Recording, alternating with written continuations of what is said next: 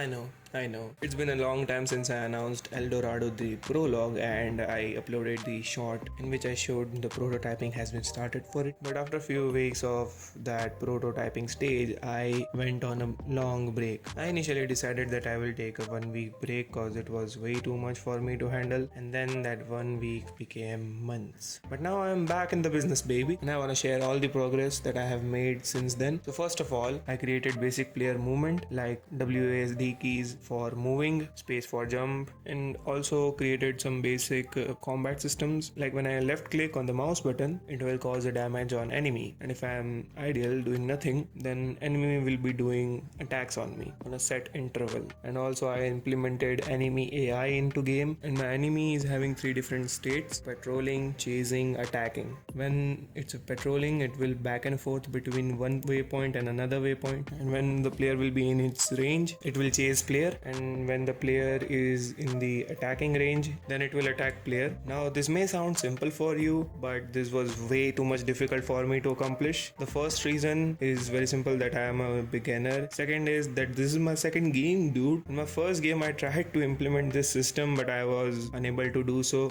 First time C#, Unity and all that thing, and a tight deadline, so I just added a simple look at function in which the enemy is looking at the player and keeps moving forward. Yeah, no pathfinding, nothing, can go through walls. But now I know how to implement all of this, so my game will be way more better than before. And right now players combat system is way too much simple. There is just a raycast which is just causing damage to enemy. It's because if I had to do that classic attack and combat system, I have to add animations to my character, which takes a lot of time, efforts, and right now the game is in the prototyping stage, so I have to use simple but effective methods in order to test my game's core mechanisms. So in future I will be replacing this raycast with the animations and collider stuff. If you are a game dev, you know how colliders work, but when I will add animation to my character, then I will add a collider object on my player's sword, so when my player's sword hit the enemy, it will cause damage, which would be more realistic. But right now game is in its prototyping phase, and I have created the core mechanics with which I can go on with the game. In prototyping, you don't have to build a complete game. No, you just have to build core mechanics just so that you can test them and know whether your game is going in the right direction or not. So yeah, that was my first devlog. More updates will be posted soon as I keep adding more and more feature to this game. And write down in the comment section below if you have any suggestions for anything like enemy, combat system, or maybe quest system, perk system. Just leave that in the comment section below. I will read them and try to implement in my game if possible. So yeah, I will see you guys in the next one. Bisdan, bye bye.